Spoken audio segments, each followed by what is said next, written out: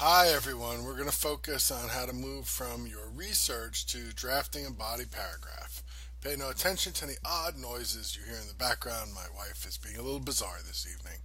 Alright, so for this paper, I'm imagining a scenario where I've read a personal interview with a lawyer. In my case, it was the idea of a housing or tenant advocate lawyer was my dream job. And during that research, I've jotted down some quotes from the interview that have interested me.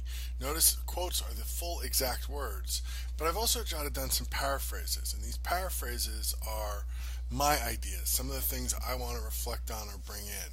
So that's what you want to be doing when you're working with your sources, pulling out some quotes, jotting down some paraphrases, clearly distinguishing between the two so that later when you integrate things in your paper, you're not confused about what is a quote and what is a paraphrase. And remember, in your paper, anytime you use any exact words from your source, you're going to put them in quotes.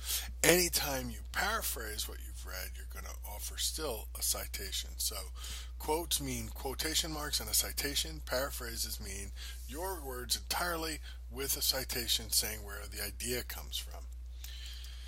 Now, as we go through this video, I want to encourage you to pause at any point to read the paragraph or read my sentences. I'm going to try to move pretty quickly so that this video doesn't become of a monstrous length. And so I'm going to assume that whenever you need to take a little more time to read the text, that you'll pause the video and read it for yourself because I don't plan to actually read the text. I want to sort of analyze what's on the screen. So here's a topic sentence. Notice a specific piece of evidence in blue. The yellow marks the active verb. The orange marks the reason for work. Now, I've got my topic sentence. I need to set up and integrate my first detail from my source. So you can see in the sentence here that's in white, sentences that are in white, I start off with that topic sentence, and then I add, in this case, I believe it's 2 sentences after that. You'll notice that there's a 2-sentence setup of the quote here. And you'll also note that I've briefly integrated small clips from the original quote into my sentence that presents them. One technique that I've used here is I have a little quote, desperate, and then some of my own language, and then hungry, scared, and often homeless. So that's good stuff. This interview actually came from a website, so I don't have to put a page number. If it was a print interview or a book interview, or if there was a particular part of the website I could identify, I would want to include that in there. So I've got a topic sentence, I've set up a detail, now I need to explain that detail. So I add a few more sentences now. These are explaining the detail.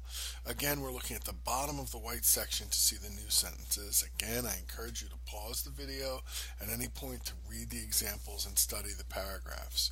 You're going to note how the new sentence explains what the quote tells us about Fuentes' motivation. In other words, we're connecting the quote to the reason.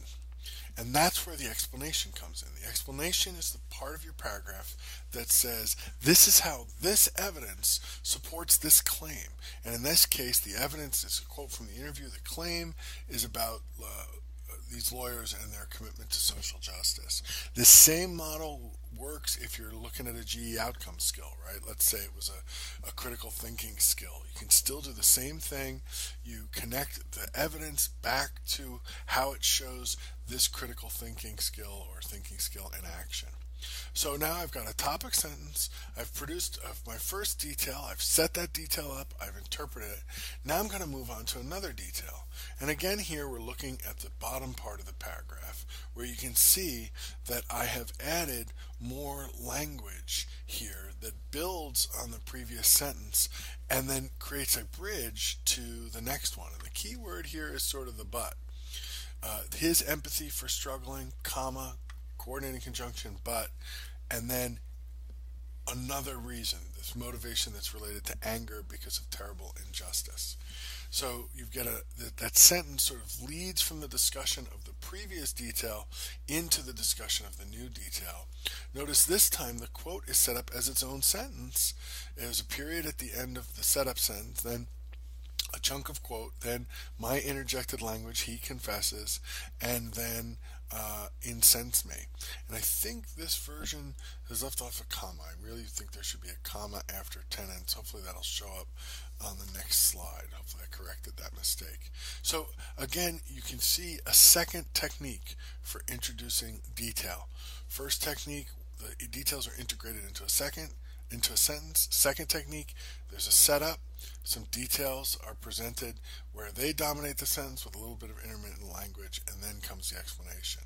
So again, we apply and explain that last quote, and there's a sentence here that elaborates on how that quote in that previous sentence connects back to the argument about social justice in the topic sentence. And good, you can see that the correct comma is in here now. So tenants, comma, apostrophe, and then another comma. So the punctuation is fixed on this slide. Again, pause here if you need some extra time to read this over. I'm moving quickly through so the video doesn't end up running too long for you or for Blackboard to handle the upload. Okay, finally, I'm going to go with another detail. I think I've got more evidence that fits in this paragraph, so I'm actually going to use a third detail. There's no rule that you have to have three. I've had students write big fat paragraphs with one detail, two details, but three is what I'm working with here.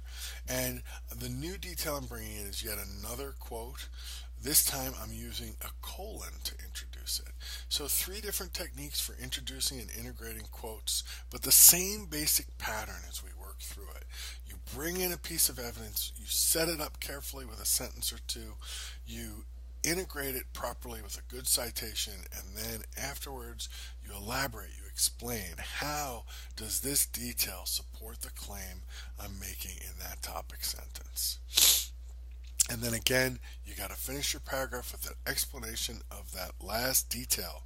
What I like about the way this paragraph flows is the last detail takes us out to the broadest idea, brings Fuentes' motivation out to the largest social realm, and that makes it a nice clincher, a nice way to end the paragraph. And so the sequence of quotes build up from narrow to broader, and I like that, and that just happened to work out that way in this paragraph. I could have worked it the opposite way, but it goes to show that there is sort of a sequence and logic you want to think about as you present details in support of your topic sentence. What's the relationship between them? How do they progress from the topic sentence? At the end of the paragraph, how are you going to be able to tie it all together?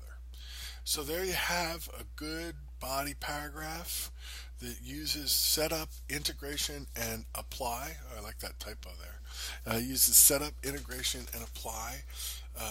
We got a 214 word paragraph here. That's a good solid paragraph. Each detail is set up, sentence or two, then integrated into a sentence with the detail on the language and the citation, and then a sentence or two is taken to explain that detail.